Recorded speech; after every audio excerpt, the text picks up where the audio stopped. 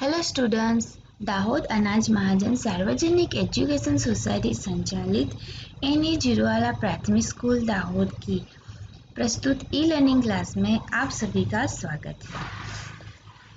आज हम कक्षा 7 में विषय हिंदी में व्याकरण में संज्ञा समझेंगे। सबसे पहले तो संज्ञा का शाब्दिक अर्थ देखेंगे। तो संज्ञा का शाब्दिक अर्थ होता है नाम। उसकी परिभाषा देखें तो किसी व्यक्ति, वस्तु, स्थान, जाति और भाव को बोध कराने वाले शब्दों को संज्ञा कहते हैं। उदाहरण के रूप में देखें तो मोहन खेल रहा है। लाल दूसरा उदाहरण है, लाल किला दिल्ली में है। तीसरा उदाहरण, राधा पुस्तक पढ़ती है। चौथा उदाहरण, बुढ़ापा किसी को अच्छा नहीं लगता।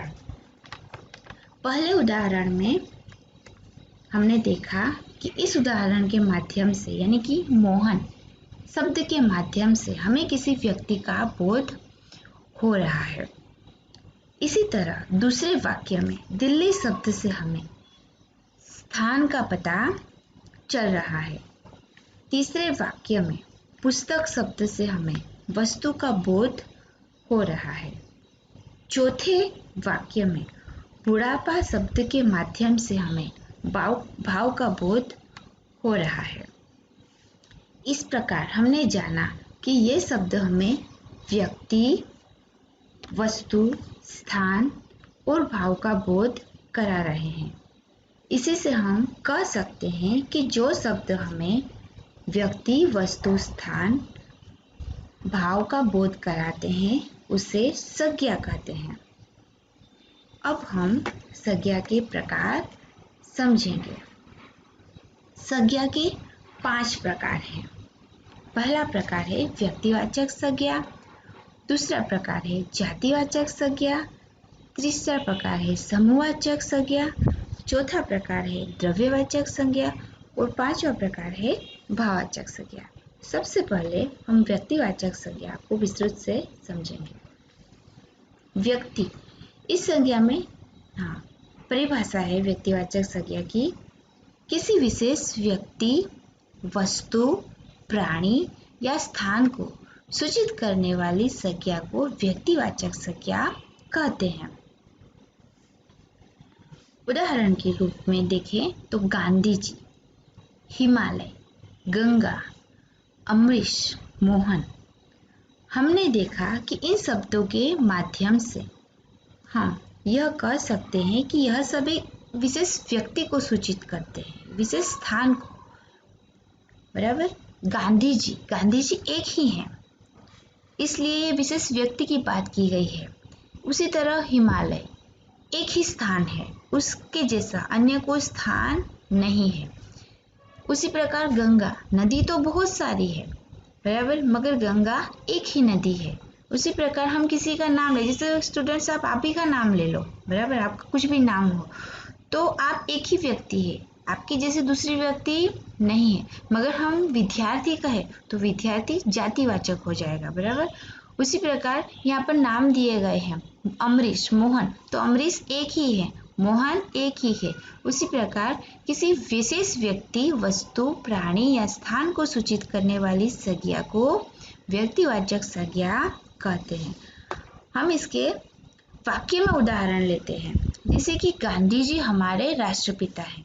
आपको इस तरह से प्रश्न दिए गए होंगे, तो आपको इनमें से ढूंढना है कि व्यक्तिवाचक संज्ञा सूचित करता हुआ शब्द ढूंढिए, बराबर। तो आपको दिखाई देगा कि यहाँ पर गांधी जी वे क्या है, व्यक्तिवाचक संज्ञा है। दूसरा उदाहरण, हिमालय बर्फ का पहाड़ है। तो हिमालय जो है वे विशेष स्थान को सूचित कर रहा है। अहमदाबाद सुंदर शहर है। तो अहमदाबाद जो है वे विशेष स्थान का बोध करा रहा है। चौथा उदाहरण है, गंगा पवित्र नदी है। तो गंगा जो है वे एक स्थान का बोध करा रही है।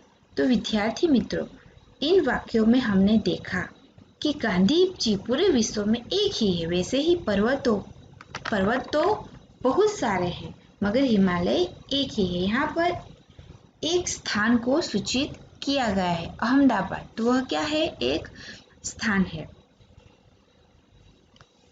तो आपको व्यक्तिवाचक संज्ञा किसे कहते हैं यह तो समझ में आ गया होगा।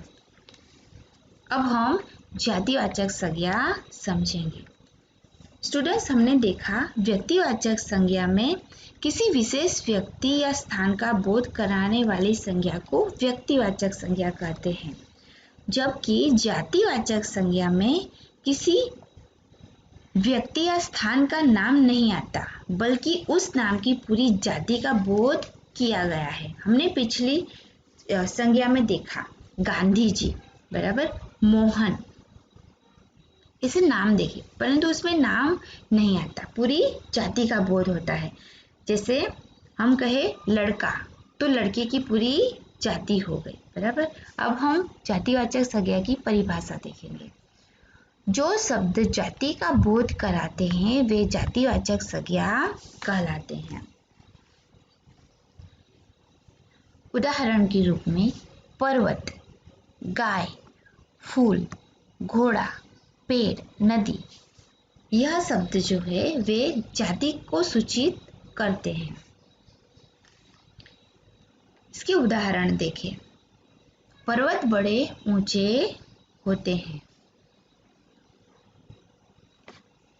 लड़कियां मैदान पर खेलती हैं। गाय को हम माता कहते हैं।